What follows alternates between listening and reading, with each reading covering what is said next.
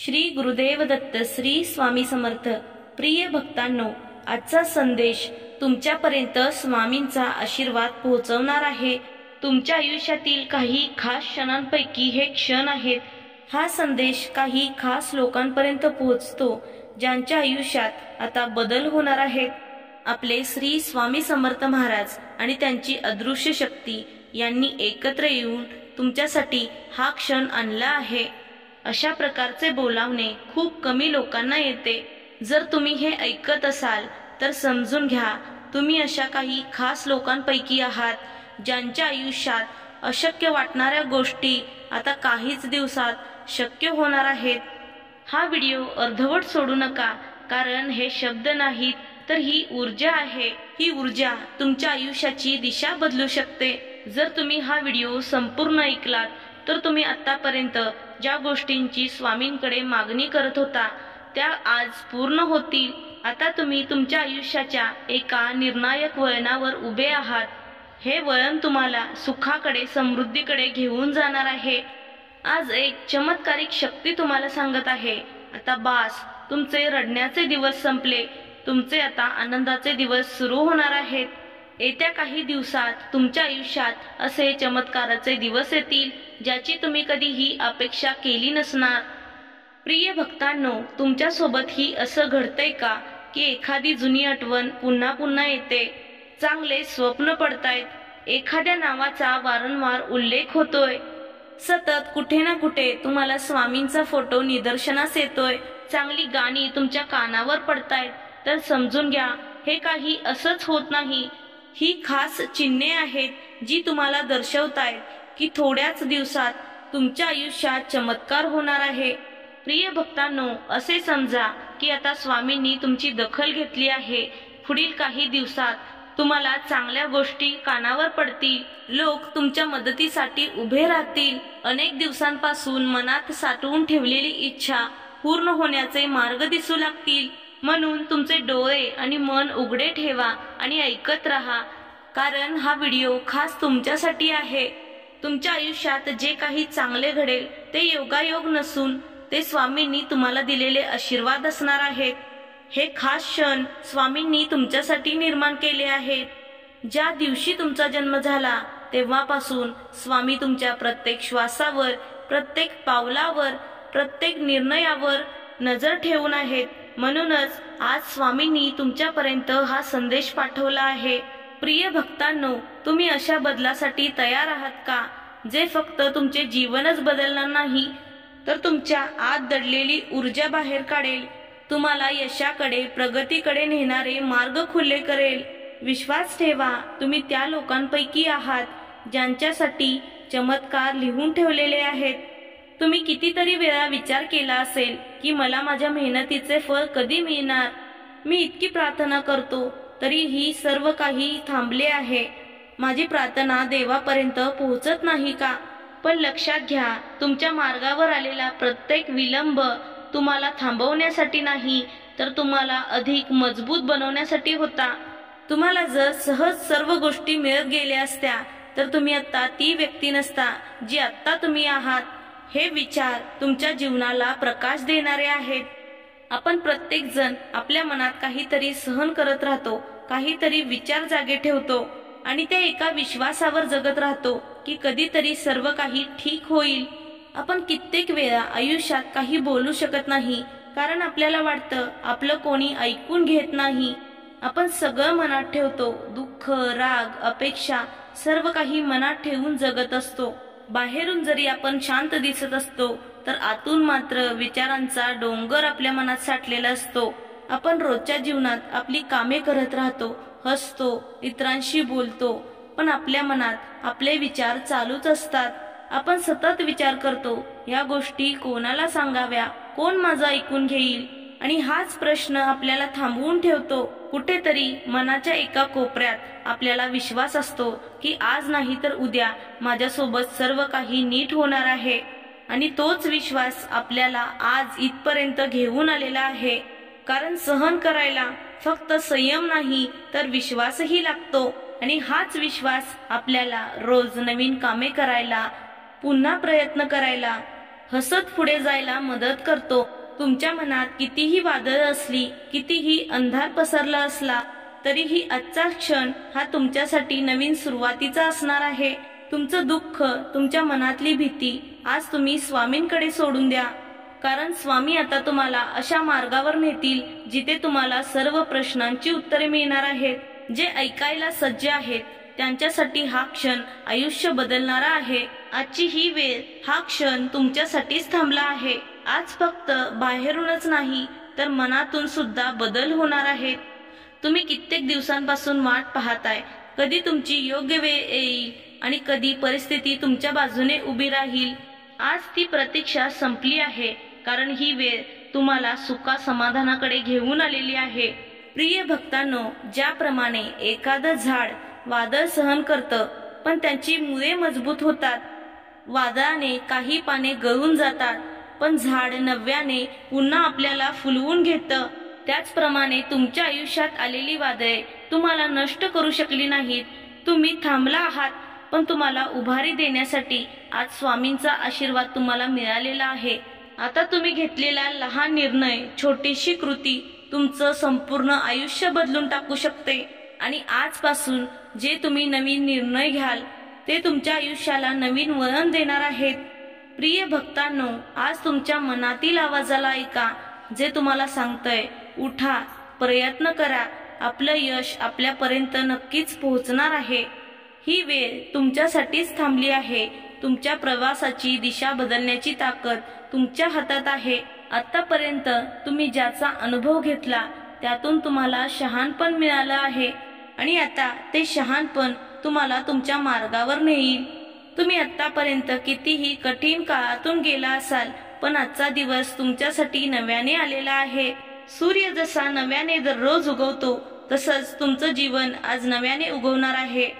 प्रत्येक बदलाची सुरुवात एका लहान क्षणातून होत असते. कधी कधी तो क्षण इतका लहान असतो की आपण त्याला सुरुवातीला ओळखूही शकत नाही, पण कालांतराने कळतं की तो क्षण आपल्याला एका नवीन मार्गावर, आपल्या प्रगतीकडे घेऊन चाललाय. आज तुमच्यासाठी तो क्षण आलाय.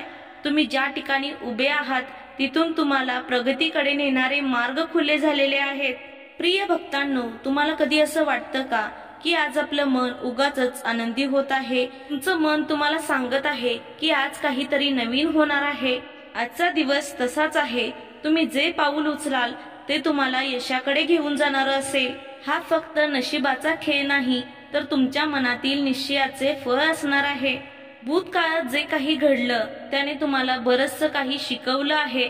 आतापर्यंत आलेलं अपयश, तुटलेली स्वप्ने, तुम्ही सर्व काही सहन केलं, पण आता नाही, कारण आता वेळ ही बदलाची आलेली आहे. आतापर्यंत जे काही घडलं त्याने तुमच्या मनाची जिद्द वाढवली आहे. आता ती जिद्द कृतीत उतरवण्याची वेळ आली आहे. आज तुम्ही जे ठरवाल ते उद्याच्या आयुष्यात तुम्हाला कुठे पोहोचवेल हे ठरणार आहे. प्रिय भक्तांनो, बदल घडवण्यासाठी प्रत्येक वेळेस मोठे काहीतरी करण्याची गरज नसते. कधी कधी साधा विचार, एक लहानसा निर्णय सर्व काही बदलू शकतो. जसं की रोज काहीतरी सकारात्मक विचार करणं, मनात नेहमी चांगले विचार करणे, या छोट्या सवयी तुमच्या आयुष्याची दिशा बदलू शकतात. आज तुमचं प्रत्येक पाऊल हे तुम्हाला तुमच्या ध्येयाच्या जवळ नेणार आहे. आज ही वेळ तुम्हाला सांगते, थांबण्याची गरज नाही, घाबरण्याची गरज नाही. तुमच्या मनातील प्रवास आता इतका उजळ झाला आहे की तो तुमच्या आयुष्यातील सर्व चिंता नष्ट करू शकतो. बाहेरच्या जगात कितीही काळोख असला तरी आतला हा प्रकाश तुम्हाला मार्ग दाखवत राहील. आजच्या दिवसात नवीन काहीतरी करायला सुरुवात करा. आज तुम्ही जिथे आहात तिथून पुढे पाऊल टाकण्यासाठी तुम्हाला स्वामींचा आशीर्वाद मिळाला आहे. आता थांबू नका, मागे वळून पाहू नका, घडलेल्या गोष्टी आठवत बसू नका. आता ती वेळ आहे जेव्हा तुम्हाला तुमच्या आतील प्रकाशाला स्वीकारायचे आहे. आता स्वतःपासून पळू नका, कारण भीती आता तुमच्या जीवनाचा भाग राहिला नाही. आता तुम्ही फक्त ते आहात जे स्वामींनी निर्माण केले आहे. या प्रत्येक क्षणात तुमच्या मनात ऊर्जा भरली जात आहे, अशी ऊर्जा जी तुमच्या आयुष्याचा प्रत्येक कोपरा उजळून टाकेल. स्वामींनी तुमची निवड केली कारण तुम्ही साधारण व्यक्ती नाही, तुम्ही इतरांपेक्षा वेगळे आहात. तुमच्यामध्ये ती चमक आहे जी काळाच्या धुळीत लपली होती. पण आता ती पुन्हा प्रकट होणार आहे. तुम्ही जी प्रत्येक इच्छा दाबून ठेवली होती, जे स्वप्न अपूर्ण ठेवले होते, आता त्याच्या पूर्णत्वाची जबाबदारी स्वामींनी घेतली आहे. तुम्ही स्वामींच्या आशीर्वादासाठी पात्र झालेला आहात. तुमचे अश्रू, तुमची प्रार्थना या सर्वांनी स्वामींना तुमच्या जवळ बोलवले आहे.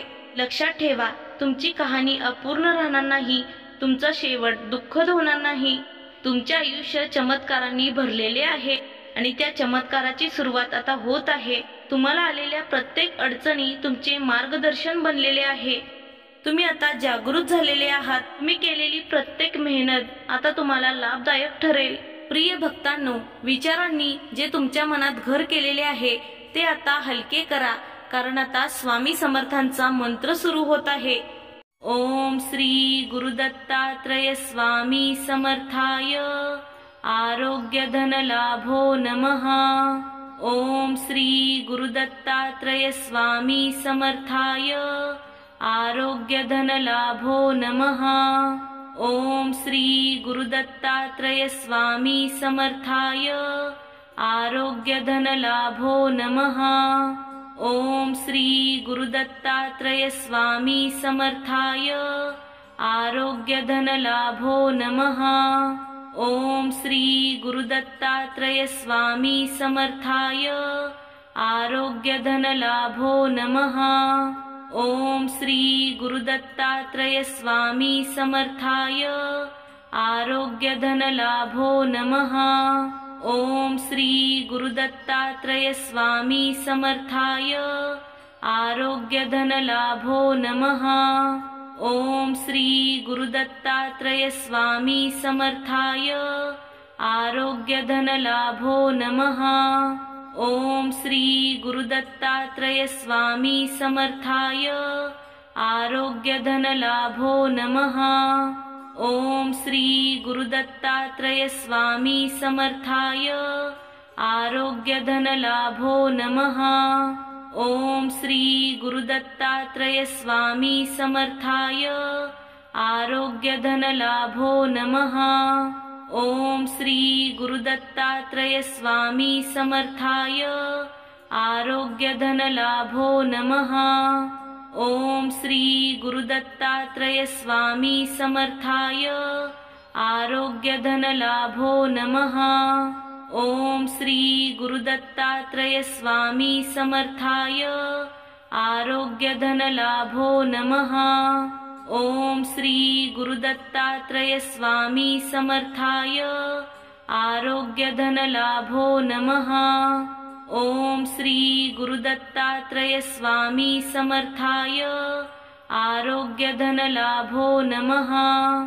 ओम श्री गुरुदत्तात्रय स्वामी समर्थाय आरोग्य धन लाभो नमः. ओम श्री गुरुदत्तात्रय स्वामी समर्थाय आरोग्य धन लाभो नमः. ओम श्री गुरुदत्तात्रय स्वामी समर्थाय आरोग्य धन लाभो नमः. ओम श्री गुरुदत्तात्रय स्वामी समर्थाय आरोग्य धन लाभो नमः. ओम श्री गुरुदत्तात्रय स्वामी समर्थाय आरोग्य धन लाभो नमः. ओम श्री गुरुदत्तात्रय स्वामी समर्थाय आरोग्य धन लाभो नमः. ओम श्री गुरुदत्तात्रय स्वामी समर्थाय आरोग्य धन लाभो नमः. ओम श्री गुरुदत्तात्रय स्वामी समर्थाय आरोग्य धन लाभो नमः. ओम श्री गुरुदत्तात्रय स्वामी समर्थाय आरोग्य धन लाभो नमः. ओम श्री गुरुदत्तात्रय स्वामी समर्थाय आरोग्य धन लाभो नमः. ओम श्री गुरुदत्तात्रय स्वामी समर्थाय आरोग्य धन लाभो नमः. ओम श्री गुरुदत्तात्रय स्वामी समर्थाय आरोग्य धन लाभो नमः. ओम श्री गुरुदत्तात्रय स्वामी समर्थाय आरोग्यधनलाभो नमः। ओम श्री गुरुदत्तात्रय स्वामी समर्थाय आरोग्यधनलाभो नमः। ओम श्री गुरुदत्तात्रय स्वामी समर्थाय आरोग्यधनलाभो नमः। ओम श्री गुरुदत्तात्रय स्वामी समर्थाय आरोग्यधनलाभो नमः। ओम श्री गुरुदत्तात्रय स्वामी समर्थाय आरोग्यधनलाभो नमः। ओम श्री गुरुदत्तात्रय स्वामी समर्थाय आरोग्यधनलाभो नमः। ओम श्री गुरुदत्तात्रय स्वामी समर्थाय आरोग्यधनलाभो नमः। ओम श्री गुरुदत्तात्रय स्वामी समर्थाय आरोग्यधनलाभो नमः। ओम श्री गुरुदत्तात्रय स्वामी समर्थाय आरोग्यधनलाभो नमः। ओम श्री गुरुदत्तात्रय स्वामी समर्थाय आरोग्यधनलाभो नमः।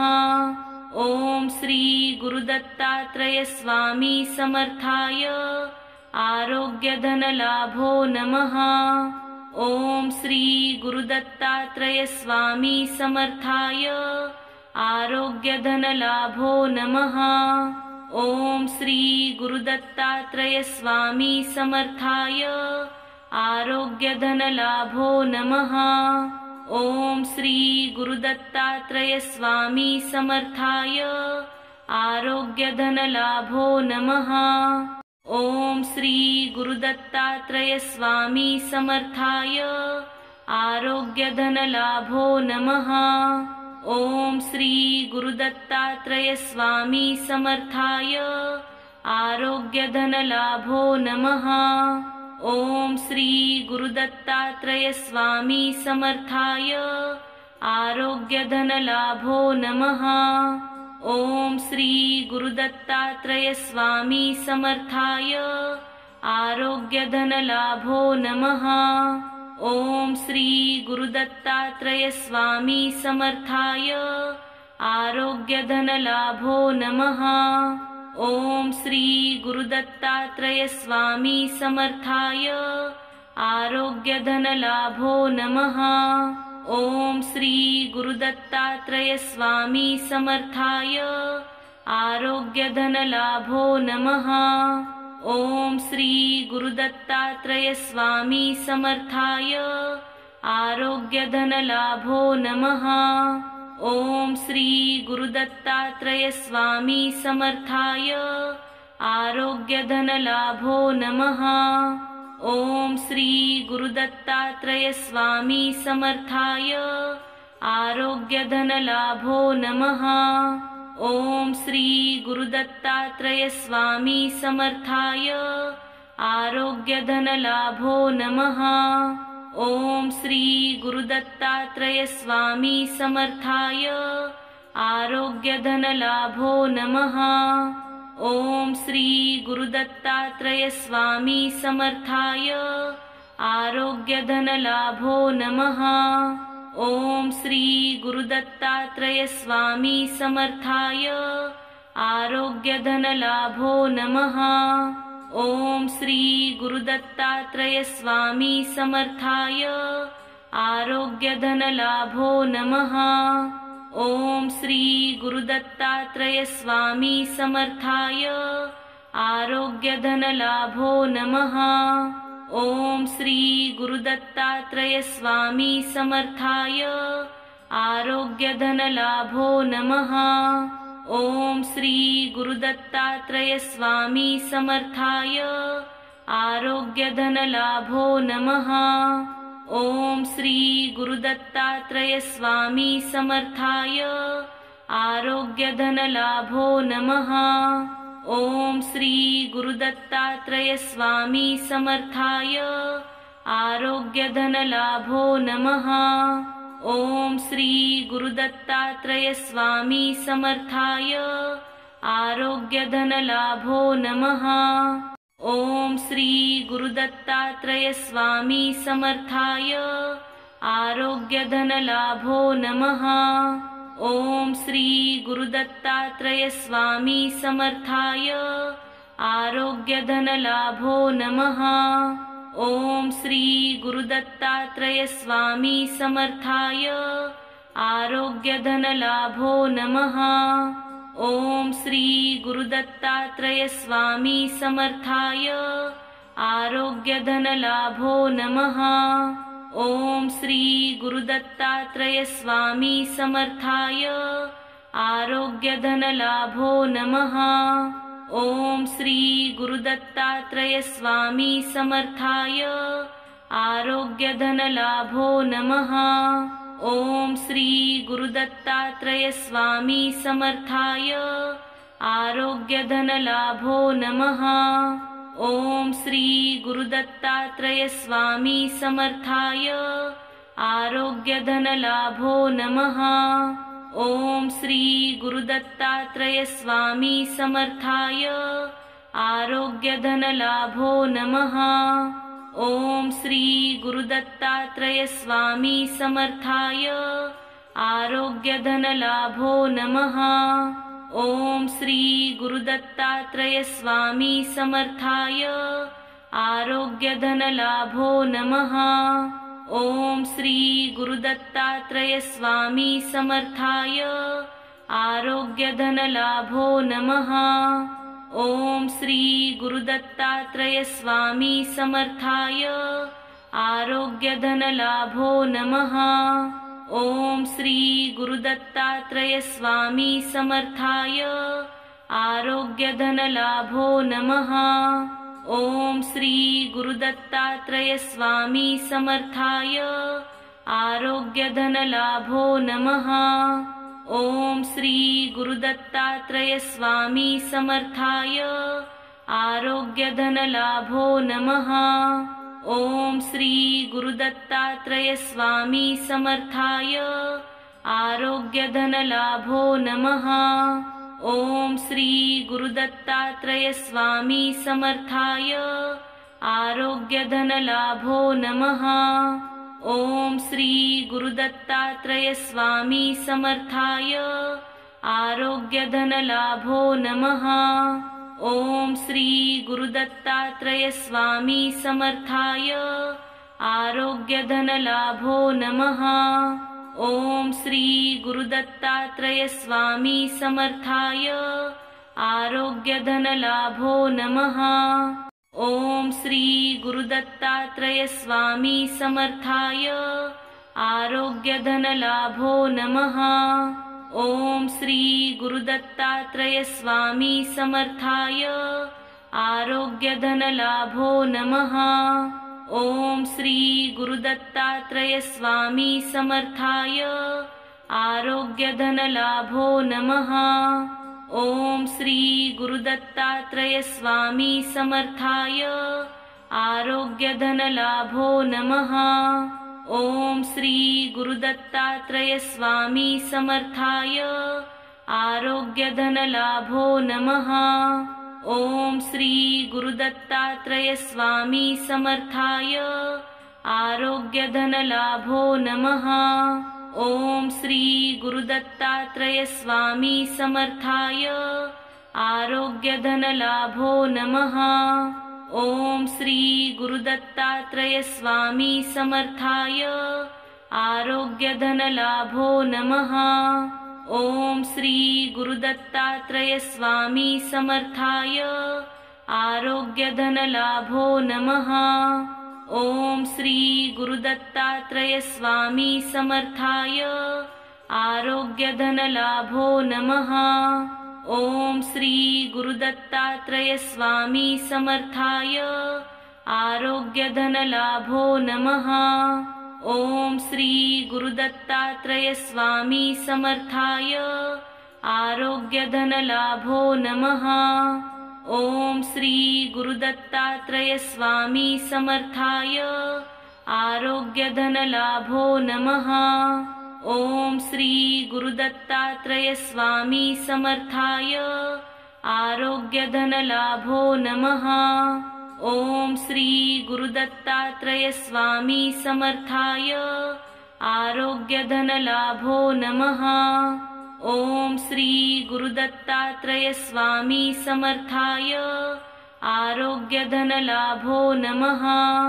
ओम श्री गुरुदत्तात्रय स्वामी समर्थाय आरोग्यधनलाभो नमः। ओम श्री गुरुदत्तात्रय स्वामी समर्थाय आरोग्यधनलाभो नमः। ओम श्री गुरुदत्तात्रय स्वामी समर्थाय आरोग्यधनलाभो नमः। ओम श्री गुरुदत्तात्रय स्वामी समर्थाय आरोग्यधनलाभो नमः। ओम श्री गुरुदत्तात्रय स्वामी समर्थाय आरोग्यधनलाभो नमः। ओम श्री गुरुदत्तात्रय स्वामी समर्थाय आरोग्यधनलाभो नमः। ओम श्री गुरुदत्तात्रय स्वामी समर्थाय आरोग्यधनलाभो नमः। ओम श्री गुरुदत्तात्रय स्वामी समर्थाय आरोग्यधनलाभो नमः। ओम श्री गुरुदत्तात्रय स्वामी समर्थाय आरोग्यधनलाभो नमः। ओम श्री गुरुदत्तात्रय स्वामी समर्थाय आरोग्यधनलाभो नमः। ओम श्री गुरुदत्तात्रय स्वामी समर्थाय आरोग्यधनलाभो नमः। ओम श्री गुरुदत्तात्रय स्वामी समर्थाय आरोग्यधनलाभो नमः। ओम श्री गुरुदत्तात्रय स्वामी समर्थाय आरोग्यधनलाभो नमः। ओम श्री गुरुदत्तात्रय स्वामी समर्थाय आरोग्यधनलाभो नमः। ओम श्री गुरुदत्तात्रय स्वामी समर्थाय आरोग्यधनलाभो नमः। ओम श्री गुरुदत्तात्रय स्वामी समर्थाय आरोग्यधनलाभो नमः। ओम श्री गुरुदत्तात्रय स्वामी समर्थाय आरोग्यधनलाभो नमः।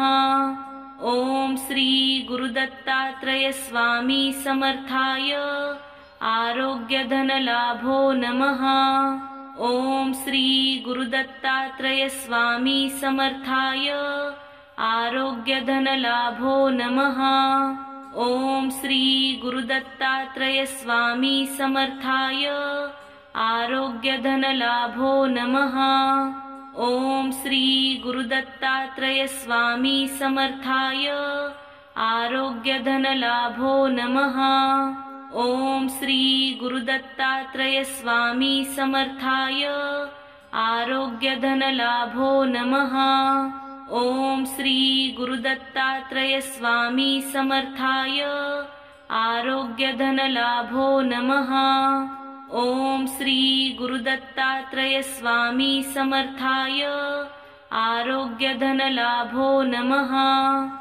ओम श्री गुरुदत्तात्रय स्वामी समर्थाय आरोग्यधनलाभो नमः। ओम श्री गुरुदत्तात्रय स्वामी समर्थाय आरोग्यधनलाभो नमः। ओम श्री गुरुदत्तात्रय स्वामी समर्थाय आरोग्यधनलाभो नमः। ओम श्री गुरुदत्तात्रय स्वामी समर्थाय आरोग्यधनलाभो नमः। ओम श्री गुरुदत्तात्रय स्वामी समर्थाय आरोग्यधनलाभो नमः। ओम श्री गुरुदत्तात्रय स्वामी समर्थाय आरोग्यधनलाभो नमः। ओम श्री गुरुदत्तात्रय स्वामी समर्थाय आरोग्यधनलाभो नमः। ओम श्री गुरुदत्तात्रय स्वामी समर्थाय आरोग्यधनलाभो नमः। ओम श्री गुरुदत्तात्रय स्वामी समर्थाय आरोग्यधनलाभो नमः। ओम श्री गुरुदत्तात्रय स्वामी समर्थाय आरोग्यधनलाभो नमः। ओम श्री गुरुदत्तात्रय स्वामी समर्थाय आरोग्यधनलाभो नमः। ओम श्री गुरुदत्तात्रय स्वामी समर्थाय आरोग्यधनलाभो नमः। ओम श्री गुरुदत्तात्रय स्वामी समर्थाय आरोग्यधनलाभो नमः। ओम श्री गुरुदत्तात्रय स्वामी समर्थाय आरोग्यधनलाभो नमः। ओम श्री गुरुदत्तात्रय स्वामी समर्थाय आरोग्यधनलाभो नमः। ओम श्री गुरुदत्तात्रय स्वामी समर्थाय आरोग्यधनलाभो नमः। ओम श्री गुरुदत्तात्रय स्वामी समर्थाय आरोग्यधनलाभो नमः। ओम श्री गुरुदत्तात्रय स्वामी समर्थाय आरोग्यधनलाभो नमः। ओम श्री गुरुदत्तात्रय स्वामी समर्थाय आरोग्यधनलाभो नमः। ओम श्री गुरुदत्तात्रय स्वामी समर्थाय आरोग्यधनलाभो नमः। ओम श्री गुरुदत्तात्रय स्वामी समर्थाय आरोग्यधनलाभो नमः। ओम श्री गुरुदत्तात्रय स्वामी समर्थाय आरोग्यधनलाभो नमः। ओम श्री गुरुदत्तात्रय स्वामी समर्थाय आरोग्यधनलाभो नमः। ओम श्री गुरुदत्तात्रय स्वामी समर्थाय आरोग्यधनलाभो नमः।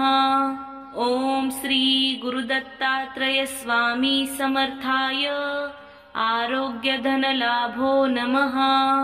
ओम श्री गुरुदत्तात्रय स्वामी समर्थाय आरोग्यधनलाभो नमः।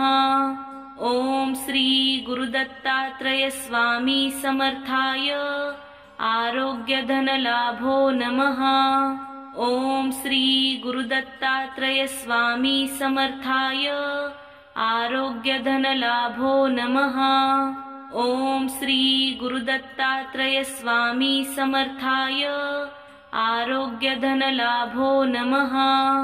ओम श्री गुरुदत्तात्रय स्वामी समर्थाय आरोग्यधनलाभो नमः।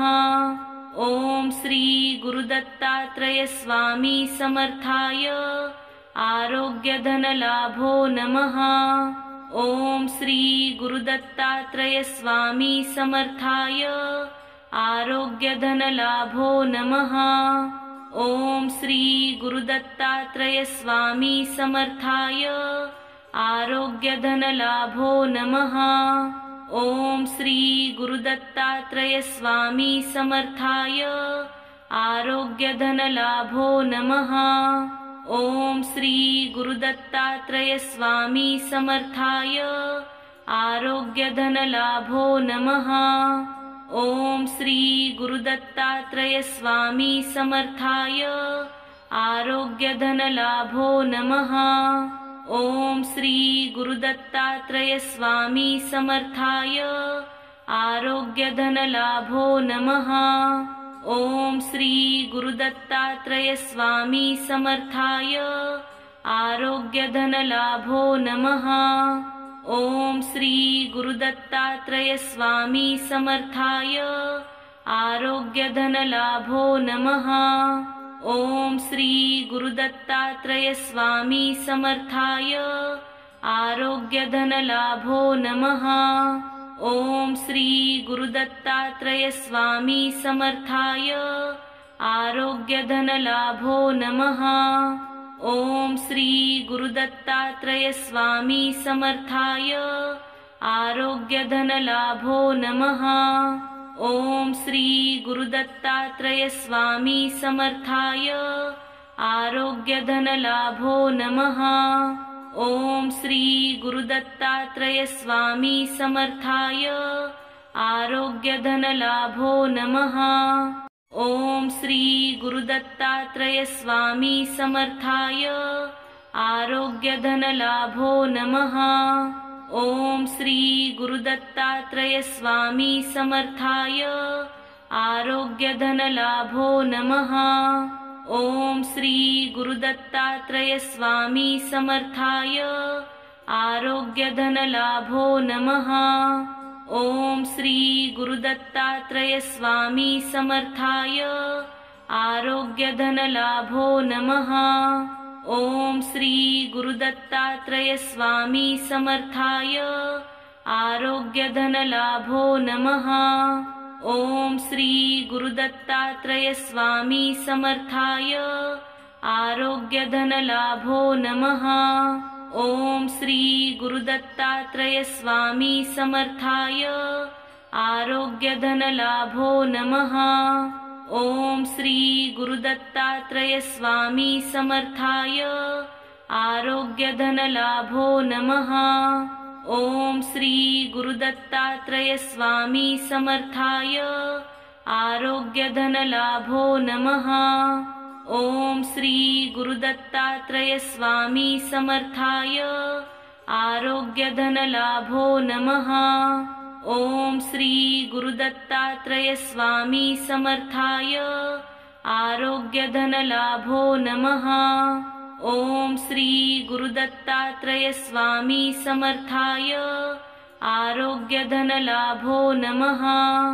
ओम श्री गुरुदत्तात्रय स्वामी समर्थाय आरोग्य धन लाभो नमः। ओम श्री गुरुदत्तात्रय स्वामी समर्थाय आरोग्य धन लाभो नमः। ओम श्री गुरुदत्तात्रय स्वामी समर्थाय आरोग्य धन लाभो नमः। ओम श्री गुरुदत्तात्रय स्वामी समर्थाय आरोग्य धन लाभो नमः। ओम श्री गुरुदत्तात्रय स्वामी समर्थाय आरोग्य धन लाभो नमः। ओम श्री गुरुदत्तात्रय स्वामी समर्थाय आरोग्य धन लाभो नमः। ओम श्री गुरुदत्तात्रय स्वामी समर्थाय आरोग्य धन लाभो नमः। ओम श्री गुरुदत्तात्रय स्वामी समर्थाय आरोग्य धन लाभो नमः। ओम श्री गुरुदत्तात्रय स्वामी समर्थाय आरोग्य धन लाभो नमः। ओम श्री गुरुदत्तात्रय स्वामी समर्थाय आरोग्य धन लाभो नमः। ओम श्री गुरुदत्तात्रय स्वामी समर्थाय आरोग्य धन लाभो नमः। ओम श्री गुरुदत्तात्रय स्वामी समर्थाय आरोग्य धन लाभो नमः। ओम श्री गुरुदत्तात्रय स्वामी समर्थाय आरोग्य धन लाभो नमः। ओम श्री गुरुदत्तात्रय स्वामी समर्थाय आरोग्य धन लाभो नमः। ओम श्री गुरुदत्तात्रय स्वामी समर्थाय आरोग्य धन लाभो नमः। ओम श्री गुरुदत्तात्रय स्वामी समर्थाय आरोग्य धन लाभो नमः। ओम श्री गुरुदत्तात्रय स्वामी समर्थाय आरोग्य धन लाभो नमः। ओम श्री गुरुदत्तात्रय स्वामी समर्थाय आरोग्य धन लाभो नमः। ओम श्री गुरुदत्तात्रय स्वामी समर्थाय आरोग्य धन लाभो नमः। ओम श्री गुरुदत्तात्रय स्वामी समर्थाय आरोग्य धन लाभो नमः। ओम श्री गुरुदत्तात्रय स्वामी समर्थाय आरोग्य धन लाभो नमः। ओम श्री गुरुदत्तात्रय स्वामी समर्थाय आरोग्य धन लाभो नमः। ओम श्री गुरुदत्तात्रय स्वामी समर्थाय आरोग्य धन लाभो नमः। ओम श्री गुरुदत्तात्रय स्वामी समर्थाय आरोग्य धन लाभो नमः। ओम श्री गुरुदत्तात्रय स्वामी समर्थाय आरोग्य धन लाभो नमः। ओम श्री गुरुदत्तात्रय स्वामी समर्थाय आरोग्य धन लाभो नमः। ओम श्री गुरुदत्तात्रय स्वामी समर्थाय आरोग्य धन लाभो नमः। ओम श्री गुरुदत्तात्रय स्वामी समर्थाय आरोग्य धन लाभो नमः। ओम श्री गुरुदत्तात्रय स्वामी समर्थाय आरोग्य धन लाभो नमः। ओम श्री गुरुदत्तात्रय स्वामी समर्थाय आरोग्य धन लाभो नमः। ओम श्री गुरुदत्तात्रय स्वामी समर्थाय आरोग्य धन लाभो नमः। ओम श्री गुरुदत्तात्रय स्वामी समर्थाय आरोग्य धन लाभो नमः। ओम श्री गुरुदत्तात्रय स्वामी समर्थाय आरोग्य धन लाभो नमः। ओम श्री गुरुदत्तात्रय स्वामी समर्थाय आरोग्य धन लाभो नमः। ओम श्री गुरुदत्तात्रय स्वामी समर्थाय आरोग्य धन लाभो नमः। ओम श्री गुरुदत्तात्रय स्वामी समर्थाय आरोग्य धन लाभो नमः। ओम श्री गुरुदत्तात्रय स्वामी समर्थाय आरोग्य धन लाभो नमः। ओम श्री गुरुदत्तात्रय स्वामी समर्थाय आरोग्य धन लाभो नमः। ओम श्री गुरुदत्तात्रय स्वामी समर्थाय आरोग्य धन लाभो नमः। ओम श्री गुरुदत्तात्रय स्वामी समर्थाय आरोग्य धन लाभो नमः। ओम श्री गुरुदत्तात्रय स्वामी समर्थाय आरोग्य धन लाभो नमः। ओम श्री गुरुदत्तात्रय स्वामी समर्थाय आरोग्य धन लाभो नमः। ओम श्री गुरुदत्तात्रय स्वामी समर्थाय आरोग्य धन लाभो नमः। ओम श्री गुरुदत्तात्रय स्वामी समर्थाय आरोग्य धन लाभो नमः। ओम श्री गुरुदत्तात्रय स्वामी समर्थाय आरोग्य धन लाभो नमः। ओम श्री गुरुदत्तात्रय स्वामी समर्थाय आरोग्य धन लाभो नमः। ओम श्री गुरुदत्तात्रय स्वामी समर्थाय आरोग्य धन लाभो नमः। ओम श्री गुरुदत्तात्रय स्वामी समर्थाय आरोग्य धन लाभो नमः। ओम श्री गुरुदत्तात्रय स्वामी समर्थाय आरोग्य धन लाभो नमः। ओम श्री गुरुदत्तात्रय स्वामी समर्थाय आरोग्य धन लाभो नमः। ओम श्री गुरुदत्तात्रय स्वामी समर्थाय आरोग्य धन लाभो नमः। ओम श्री गुरुदत्तात्रय स्वामी समर्थाय आरोग्य धन लाभो नमः। ओम श्री गुरुदत्तात्रय स्वामी समर्थाय आरोग्य धन लाभो नमः। ओम श्री गुरुदत्तात्रय स्वामी समर्थाय आरोग्य धन लाभो नमः। ओम श्री गुरुदत्तात्रय स्वामी समर्थाय आरोग्य धन लाभो नमः। ओम श्री गुरुदत्तात्रय स्वामी समर्थाय आरोग्य धन लाभो नमः। ओम श्री गुरुदत्तात्रय स्वामी समर्थाय आरोग्य धन लाभो नमः। ओम श्री गुरुदत्तात्रय स्वामी समर्थाय आरोग्य धन लाभो नमः। ओम श्री गुरुदत्तात्रय स्वामी समर्थाय आरोग्य धन लाभो नमः। ओम श्री गुरुदत्तात्रय स्वामी समर्थाय आरोग्य धन लाभो नमः। ओम श्री गुरुदत्तात्रय स्वामी समर्थाय आरोग्य धन लाभो नमः। ओम श्री गुरुदत्तात्रय स्वामी समर्थाय आरोग्य धन लाभो नमः।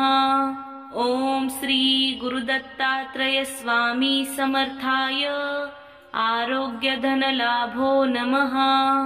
ओम श्री गुरुदत्तात्रय स्वामी समर्थाय आरोग्य धन लाभो नमः। ओम श्री गुरुदत्तात्रय स्वामी समर्थाय आरोग्य धन लाभो नमः। ओम श्री गुरुदत्तात्रय स्वामी समर्थाय आरोग्य धन लाभो नमः। ओम श्री गुरुदत्तात्रय स्वामी समर्थाय आरोग्य धन लाभो नमः। ओम श्री गुरुदत्तात्रय स्वामी समर्थाय आरोग्य धन लाभो नमः। ओम श्री गुरुदत्तात्रय स्वामी समर्थाय आरोग्य धन लाभो नमः। ओम श्री गुरुदत्तात्रय स्वामी समर्थाय आरोग्य धन लाभो नमः। ओम श्री गुरुदत्तात्रय स्वामी समर्थाय आरोग्य धन लाभो नमः। ओम श्री गुरुदत्तात्रय स्वामी समर्थाय आरोग्य धन लाभो नमः। ओम श्री गुरुदत्तात्रय स्वामी समर्थाय आरोग्य धन लाभो नमः। ओम श्री गुरुदत्तात्रय स्वामी समर्थाय आरोग्य धन लाभो नमः। ओम श्री गुरुदत्तात्रय स्वामी समर्थाय आरोग्य धन लाभो नमः। ओम श्री गुरुदत्तात्रय स्वामी समर्थाय आरोग्य धन लाभो नमः। ओम श्री गुरुदत्तात्रय स्वामी समर्थाय आरोग्य धन लाभो नमः। ओम श्री गुरुदत्तात्रय स्वामी समर्थाय आरोग्य धन लाभो नमः। ओम श्री गुरुदत्तात्रय स्वामी समर्थाय आरोग्य धन लाभो नमः। ओम श्री गुरुदत्तात्रय स्वामी समर्थाय आरोग्य धन लाभो नमः। ओम श्री गुरुदत्तात्रय स्वामी समर्थाय आरोग्य धन लाभो नमः। ओम श्री गुरुदत्तात्रय स्वामी समर्थाय आरोग्य धन लाभो नमः। ओम श्री गुरुदत्तात्रय स्वामी समर्थाय आरोग्य धन लाभो नमः। ओम श्री गुरुदत्तात्रय स्वामी समर्थाय आरोग्य धन लाभो नमः। ओम श्री गुरुदत्तात्रय स्वामी समर्थाय आरोग्य धन लाभो नमः। ओम श्री गुरुदत्तात्रय स्वामी समर्थाय आरोग्य धन लाभो नमः। ओम श्री गुरुदत्तात्रय स्वामी समर्थाय आरोग्य धन लाभो नमः। ओम श्री गुरुदत्तात्रय स्वामी समर्थाय आरोग्य धन लाभो नमः। ओम श्री गुरुदत्तात्रय स्वामी समर्थाय आरोग्य धन लाभो नमः।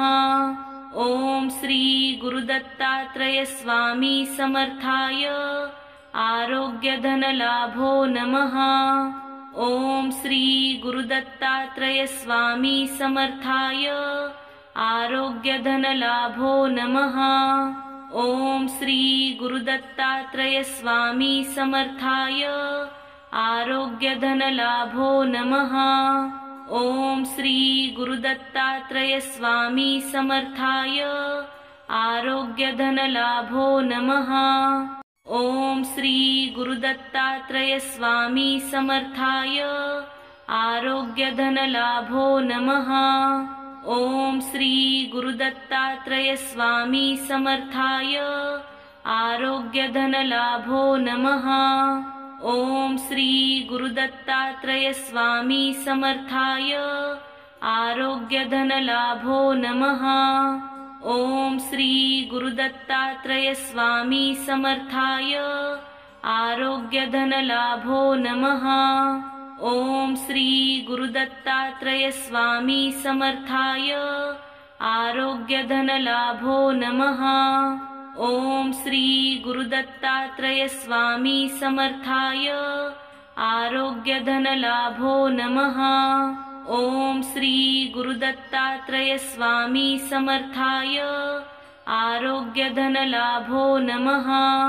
ओम श्री गुरुदत्तात्रय स्वामी समर्थाय आरोग्यधनलाभो नमः। ओम श्री गुरुदत्तात्रय स्वामी समर्थाय आरोग्यधनलाभो नमः। ओम श्री गुरुदत्तात्रय स्वामी समर्थाय आरोग्यधनलाभो नमः। ओम श्री गुरुदत्तात्रय स्वामी समर्थाय आरोग्यधनलाभो नमः। ओम श्री गुरुदत्तात्रय स्वामी समर्थाय आरोग्यधनलाभो नमः। ओम श्री गुरुदत्तात्रय स्वामी समर्थाय आरोग्यधनलाभो नमः। ओम श्री गुरुदत्तात्रय स्वामी समर्थाय आरोग्यधनलाभो नमः।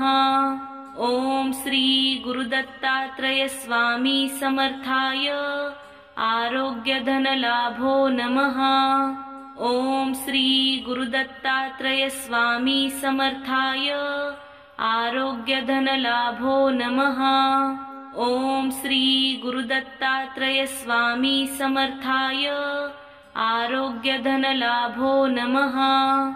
ओम श्री गुरुदत्तात्रय स्वामी समर्थाय आरोग्यधनलाभो नमः। ओम श्री गुरुदत्तात्रय स्वामी समर्थाय आरोग्यधनलाभो नमः। ओम श्री गुरुदत्तात्रय स्वामी समर्थाय आरोग्यधनलाभो नमः। ओम श्री गुरुदत्तात्रय स्वामी समर्थाय आरोग्यधनलाभो नमः। ओम श्री गुरुदत्तात्रय स्वामी समर्थाय आरोग्यधनलाभो नमः। ओम श्री गुरुदत्तात्रय स्वामी समर्थाय आरोग्यधनलाभो नमः। ओम श्री गुरुदत्तात्रय स्वामी समर्थाय आरोग्यधनलाभो नमः। ओम श्री गुरुदत्तात्रय स्वामी समर्थाय आरोग्यधनलाभो नमः। ओम श्री गुरुदत्तात्रय स्वामी समर्थाय आरोग्यधनलाभो नमः। ओम श्री गुरुदत्तात्रय स्वामी समर्थाय आरोग्यधनलाभो नमः। ओम श्री गुरुदत्तात्रय स्वामी समर्थाय आरोग्यधनलाभो नमः। ओम श्री गुरुदत्तात्रय स्वामी समर्थाय आरोग्यधनलाभो नमः। ओम श्री गुरुदत्तात्रय स्वामी समर्थाय आरोग्यधनलाभो नमः। ओम श्री गुरुदत्तात्रय स्वामी समर्थाय आरोग्यधनलाभो नमः। ओम श्री गुरुदत्तात्रय स्वामी समर्थाय आरोग्यधनलाभो नमः। ओम श्री गुरुदत्तात्रय स्वामी समर्थाय आरोग्यधनलाभो नमः। ओम श्री गुरुदत्तात्रय स्वामी समर्थाय आरोग्यधनलाभो नमः। ओम श्री गुरुदत्तात्रय स्वामी समर्थाय आरोग्य धन लाभो नमः। ओम श्री गुरुदत्तात्रय स्वामी समर्थाय आरोग्य धन लाभो नमः। ओम श्री गुरुदत्तात्रय स्वामी समर्थाय आरोग्य धन लाभो नमः। ओम श्री गुरुदत्तात्रय स्वामी समर्थाय आरोग्य धन लाभो नमः। ओम श्री गुरुदत्तात्रय स्वामी समर्थाय आरोग्य धन लाभो नमः।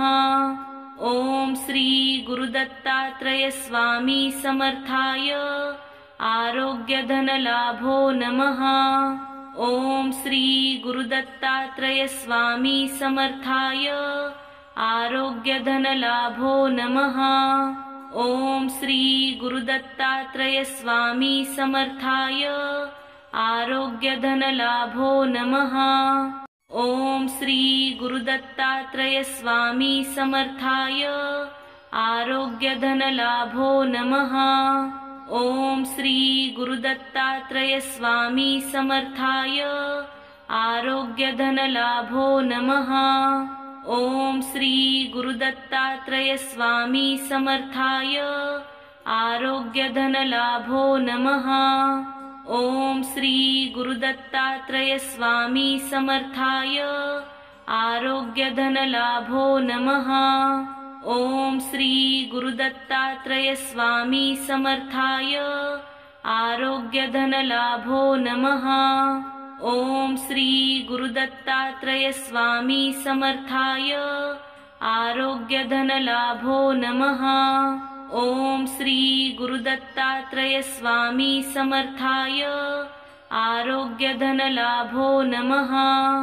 ओम श्री गुरुदत्तात्रय स्वामी समर्थाय आरोग्य धन लाभो नमः।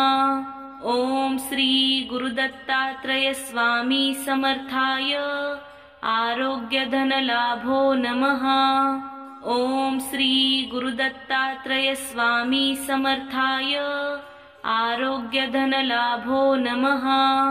ओम श्री गुरुदत्तात्रय स्वामी समर्थाय आरोग्य धन लाभो नमः। ओम श्री गुरुदत्तात्रय स्वामी समर्थाय आरोग्य धन लाभो नमः। ओम श्री गुरुदत्तात्रय स्वामी समर्थाय आरोग्य धन लाभो नमः। ओम श्री गुरुदत्तात्रय स्वामी समर्थाय आरोग्य धन लाभो नमः। ओम श्री गुरुदत्तात्रय स्वामी समर्थाय आरोग्य धन लाभो नमः। ओम श्री गुरुदत्तात्रय स्वामी समर्थाय आरोग्य धन लाभो नमः। ओम श्री गुरुदत्तात्रय स्वामी समर्थाय आरोग्य धन लाभो नमः। ओम श्री गुरुदत्तात्रय स्वामी समर्थाय आरोग्य धन लाभो नमः। ओम श्री गुरुदत्तात्रय स्वामी समर्थाय आरोग्य धन लाभो नमः। ओम श्री गुरुदत्तात्रय स्वामी समर्थाय आरोग्य धन लाभो नमः। ओम श्री गुरुदत्तात्रय स्वामी समर्थाय आरोग्य धन लाभो नमः। ओम श्री गुरुदत्तात्रय स्वामी समर्थाय आरोग्य धन लाभो नमः। ओम श्री गुरुदत्तात्रय स्वामी समर्थाय आरोग्य धन लाभो नमः। ओम श्री गुरुदत्तात्रय स्वामी समर्थाय आरोग्य धन लाभो नमः। ओम श्री गुरुदत्तात्रय स्वामी समर्थाय आरोग्य धन लाभो नमः। ओम श्री गुरुदत्तात्रय स्वामी समर्थाय आरोग्य धन लाभो नमः। ओम श्री गुरुदत्तात्रय स्वामी समर्थाय आरोग्यधनलाभो नमः। ओम श्री गुरुदत्तात्रेय स्वामी समर्थाय आरोग्यधनलाभो नमः। ओम श्री गुरुदत्तात्रेय स्वामी समर्थाय आरोग्यधनलाभो नमः। ओम श्री गुरुदत्तात्रेय स्वामी समर्थाय आरोग्यधनलाभो नमः। ओम श्री गुरुदत्तात्रेय स्वामी समर्थाय आरोग्यधनलाभो नमः। ओम श्री गुरुदत्तात्रेय स्वामी समर्थाय आरोग्यधनलाभो नमः। ओम श्री गुरुदत्तात्रेय स्वामी समर्थाय आरोग्यधनलाभो नमः। ओम श्री गुरुदत्तात्रेय स्वामी समर्थाय आरोग्यधनलाभो नमः।